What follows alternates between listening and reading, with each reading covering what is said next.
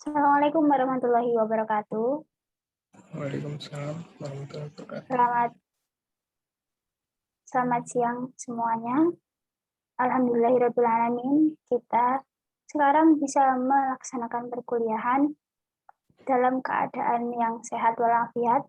Shalawat serta salam semoga tetap tercurahkan kepada Nabi Muhammad SAW yang telah membawa kita dari zaman jahiliyah menuju zaman Islam. Terima kasih kami sampaikan kepada semua yang berpartisipasi, terutama PPI 2C dan especially Bapak Habibul Hab sebagai dosen mata kuliah Pancasila Education.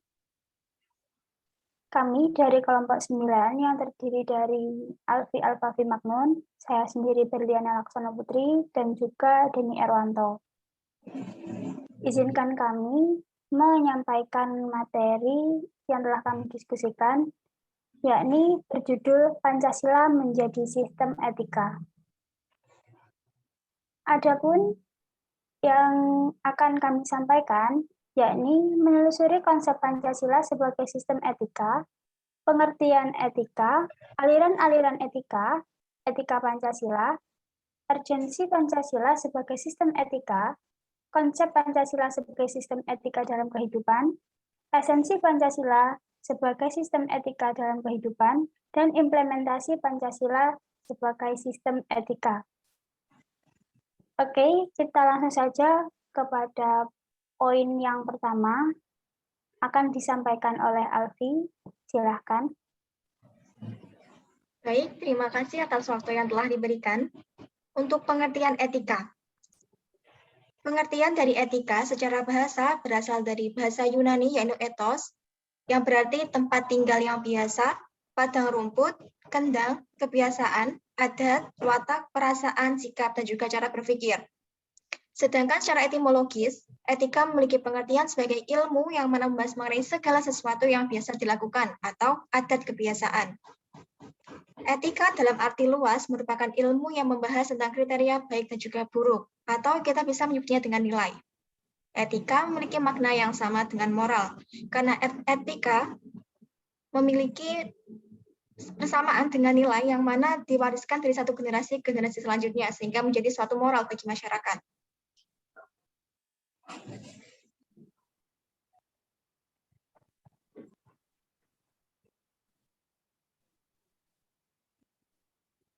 Untuk pembahasan selanjutnya yaitu aliran-aliran etika. Yang pertama, etika keutamaan.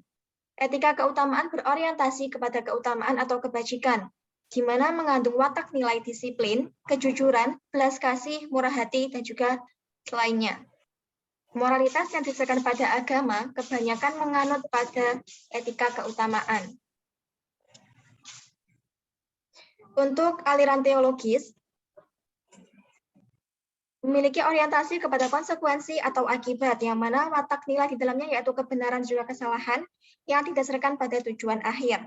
Dengan contoh eudaimonisme, hedonisme, utilitarianisme. Untuk aliran selanjutnya yaitu deontologis, berorientasi pada kewajiban atau keharusan, memiliki watak nilai, kelayakan, kepatuhan, dan juga kepantasan. Seperti pemikiran Immanuel Kant yang memiliki suatu pemikiran terkenal dengan sikap imperatif kategoris, yaitu perbuatan baik dilakukan tanpa pamrih.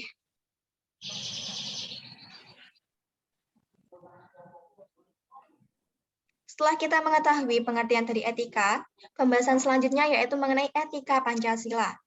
Etika Pancasila merupakan cabang filsafat yang dijabarkan dari sila-sila Pancasila yang terdiri dari 5 sila untuk mengatur perilaku kehidupan bermasyarakat, berbangsa, dan juga bernegara di Indonesia.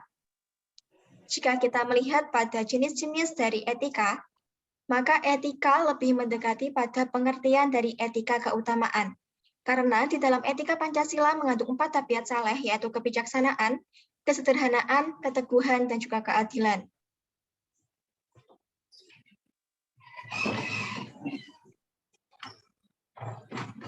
Pembahasan berikutnya yaitu urgensi Pancasila sebagai sistem etika. Pancasila menjadi leading principle atau tuntunan bagi warga negara untuk berperilaku, baik dalam kehidupan sehari-hari, berbangsa, bernegara, ataupun bermasyarakat. disebabkan karena adanya konflik yang muncul, yang mana lebih dari satu hal, yaitu yang pertama, banyaknya kasus korupsi, yang kedua, terjadi aksi terorisme dengan mengatasnamakan agama, yang ketiga, adanya pelanggaran terhadap hak asasi manusia, yang keempat, adanya kesenjangan masyarakat, yang kelima, ketidakadilan hukum, dan yang terakhir yaitu karena banyaknya orang kaya yang tidak bersedia membayar pajak.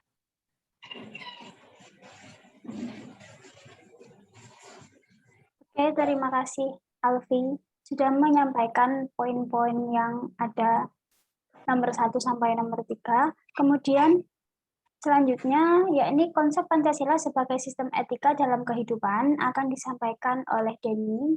Silakan. Baik, terima kasih atas waktu yang diberikan. Konsep Pancasila sebagai sistem etika dalam kehidupan. Pancasila sebagai sistem etika memerlukan kajian kritis rasional terhadap nilai moral yang ada. Hidup agar tidak terjebak dalam pandangan yang bersifat mitos. Misalnya korupsi terjadi karena pejabat diberi hadiah oleh seseorang yang membutuhkan, sehingga urusannya menjadi lancar. Dia menerima hadiah tanpa memikirkan alasan orang tersebut membutuhkan bantuan, sehingga tidak tahu kalau perbuatannya dikategorikan dalam bentuk suap. Hal yang sangat penting dalam pembagian Pancasila sebagai sistem etika meliputi 1. Menempatkan Pancasila sebagai sumber moral dan penentu sikap, tidak serta keputusan yang akan diambil setiap warga negara. Yang kedua, Pancasila memberikan pedoman bagi setiap warga negara agar memiliki orientasi yang jelas dalam pergaulan sosial, nasional, dan internasional. Yang ketiga, Pancasila menjadi dasar analisis kebijakan yang dibuat penyelenggara negara sehingga mencerminkan semangat kenegaraan berjiwa Pancasila. Yang keempat, Pancasila menjadi filter terhadap pluralitas nilai yang berkembang dalam berbagai bidang kehidupan. Berikutnya, esensi Pancasila sebagai sistem etika dalam kehidupan. Pancasila sebagai sistem etika terletak pada hal-hal berikut. 1. Sila ketuhanan mencerminkan bahwa Tuhan merupakan penjamin prinsip moral. Setiap perilaku warga negara didasarkan pada prinsip moral yang bersumber pada norma agama. Ketika prinsip moral berlandaskan pada norma agama, maka akan memberikan kekuatan pada prinsip agar dilaksanakan oleh pengikutnya. Yang kedua, sila kemanusiaan memiliki prinsip acta humanus. Tindakan kemanusiaan diimplikasikan melalui sikap adil dan beradab, guna menjamin tata pergaulan antar manusia dan antar makhluk yang berdasar pada nilai kemanusiaan tertinggi, dalam arti kebijakan dan kearifan. Yang ketiga, persatuan memiliki arti kesediaan hidup bersama di atas kepentingan individu dan kelompok dalam kehidupan bernegara. Landasan adalah nilai solidaritas dan semangat kebersamaan yang melahirkan kekuatan dalam menghadapi ancaman pemecah belah bangsa.